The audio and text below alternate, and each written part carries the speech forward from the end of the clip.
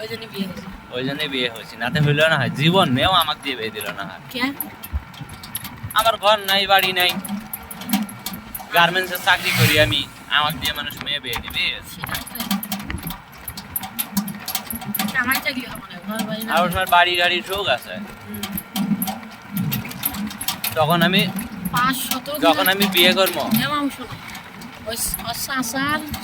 বেডি মনে হয় আছে, বেটা নাই। ওর চাচার বিল্ডিং হলো 5 তলা, যায় যে সাথে বিয়ে ঠিক আছে 5 তলা। তো ভবিষ্যতে তো তুই পাবো, তো বেটা নাই কেমন এটা তুই পাবো শুধু ওই বুঝলো। পরে আমি তখন 15,000 টাকা বেতনের চাকরি করি, বিয়ে হয় না কিছুতেই। গার্মেন্টসের চাকরি আজ আছে কাল নাই, 15,000 টাকা বেতন দেখলি তো হবালায়। কিন্তু আজকে থেকে 10 বছর আগে 15,000 টাকার বহুত মূল্য ছিল। 15,000 টাকা বেতন আমি তখন পাই, আর তারও আগে 28,000 30,000 টাকা বেতন পাইছিলাম। সেটা ছাড়িয়ে যে ইউটিউবে ঢুকছি, ওই জন্যে সংসার চলছে না দেখি পরে যে আবার 15,000 টাকা বেতনের চাকরি নিছি। এই বিয়ে হয় না। আর তোর মামি রাজি, আমিও রাজি, আমার মায়ও রাজি। মেয়ের মাও কি করবি, তাহলে তোর মামিরা কইতেছে তুই যদি সংসার করে খাইতে পারিস তাহলে বিয়ে পরে যাক বিয়ে। কাজে অফিসে যায় বিয়ে পরে নিয়ে বউ নিয়ে চলে গেছি। আর শ্বশুর তো এদিকে রাগ, বিয়ে হওয়া বিয়ে আবার তালাক দেওয়াইব আমার দিয়া। মেয়ের সাথে সেই যুক্তি, হ্যাঁ কথাবার্তাও কনফার্ম হয়ে গেছে।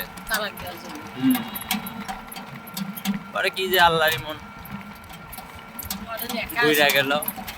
পরে আর বাপের বাড়ি তো গেল না, গেছিল যায় সকালে যা বিকালে চলে আসছি। এই যে আইছি আর 2 বছর যায় নাই ওর বাপের সাথে রাখতে যা। এখন ওই যে ওই জায়গাটা হ্যাঁ। পরে ওসমার গোষ্ঠীর যতগুলো জামাই আছে সবচাইতে আমি উপর লেভেলে, আমার উপর আর কেউ নাই। ওসমার গোষ্ঠীর এখন আমি সবার মাথার মুকুট। আমি গেলি সবাই দেখতে আসে আমার, আর অন্য বাড়ি অন্য মেয়ের জামাইগুলো আসলে দেখতেও যায় না, আমি গেলে দেখতে আসে। খাবার জন্য না, আবার আসার সময় মনে হয় 50 জন বেটি ছেলে খালি রাস্তাতে থাকে আমার পিছনে বিদায় দেওয়ার জন্য। 50 জন বেটি ছেলে খালি রাস্তাতে আসে সবাই। সিরিয়াল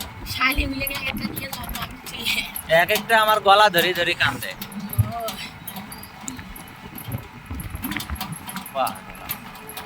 এখন আমার শ্বশুরও পস্তায়, ওই মেয়েরা যদি নিয়ে আসতাম তাহলে কি অবস্থাটা হইতো। ঈদের পরে যাব, এবার তোকে নিয়ে যাবো। কিছু নাই বেলা খাদ্য খাবার মানে এইটা ওটা খাদ্য তো মনে মেলা রে গেল। যাক আমি আছি, আমি তো পকেট খরচ দেবো। যাওয়ার আশা ওরা কাজ কোনটা চাই একবারে বিল্ডিং না টিনের ঘর। তুই গেলে এখন আমার সুবিধা হবি, সেটা হলো সিগারেট খাওয়াটা। সিগারেট তো এমনিও খাই, সবাই জানে, কিন্তু কেউ প্রকাশ করে না যে এই জামাই বিড়ি খায়। কেউ কারো কাছে কিছু খায় না, কিন্তু সবাই মনে মনে জানে যে আমি বিড়ি খাই। তোর মা আমি পাহারা দেয়, আমি বাথরুমের পিছনে যাই বিড়ি খাই। এখনো তো ঘরত বিড়ি খাই, তোর মামি অন্যদিকে ঘুরে থাকে, মাও আসতে যায় না, দরজা লাগায় রাখে।